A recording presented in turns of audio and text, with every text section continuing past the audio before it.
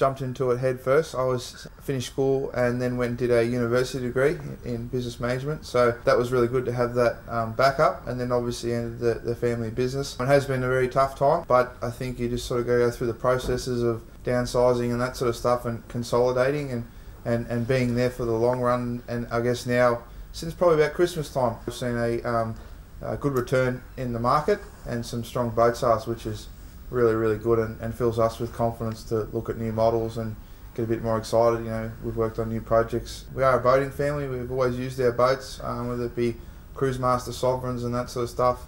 Back in the days, going down to Malakuta with Par or delivering boats up to Lake Hill, and I've always enjoyed it. For us as well to sell the boat to younger families and then follow them through and do the water test with them and then join them up in the club and sort of just get a really good network of people, and it's almost like an extended family. We keep the clubs independent to ourselves and the dealers, so they are run like a football club. They've got their commodores and their vice commodores and their presidents and their secretaries and all that sort of stuff, which is really, really good. But obviously we do take an interest as a family and we try and support the clubs as much as we can.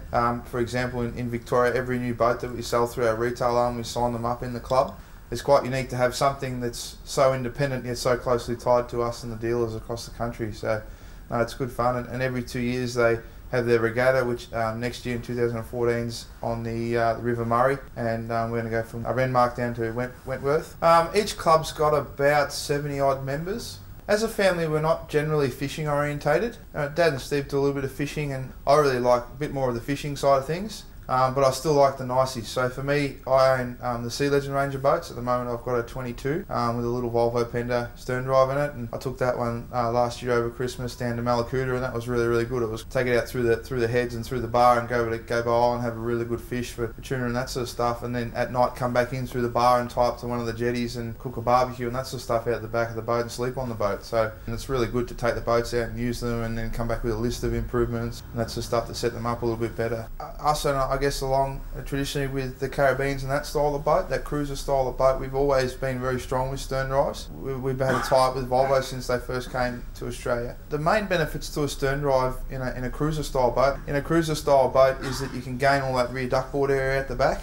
You can also gain a hot water service off the stern drive, which has been quite unique. And in a fishing style of boat, if you can not lose any fishing room down the back, a stern drive boat is a lot more stable at rest. Also a lot more stable when you're going along with that extra weight down the back. And the technology's come a long way. We used to run a lot of 135 horsepower carby engines. Now we've replaced all those engines with a new fuel injected V6 200 horsepower. It's a great balance power to weight ratio in Sea Legend 22.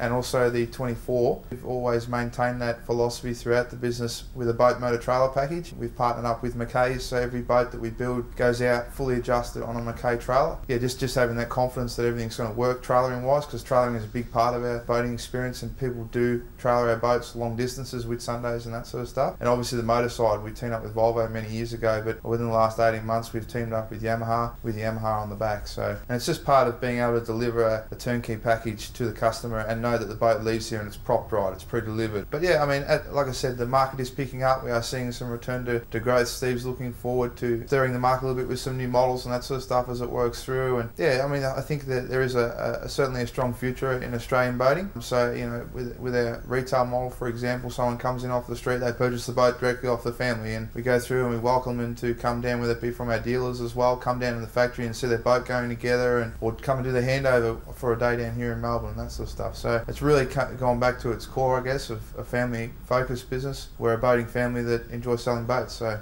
well, I guess every good dynasty has to start somewhere, and for us, this is one of my grandfather's first boats, built in 1958 with his brother Ozzy, and this is one of 800 that he built. There were two sizes, a 18-footer and a 24-footer.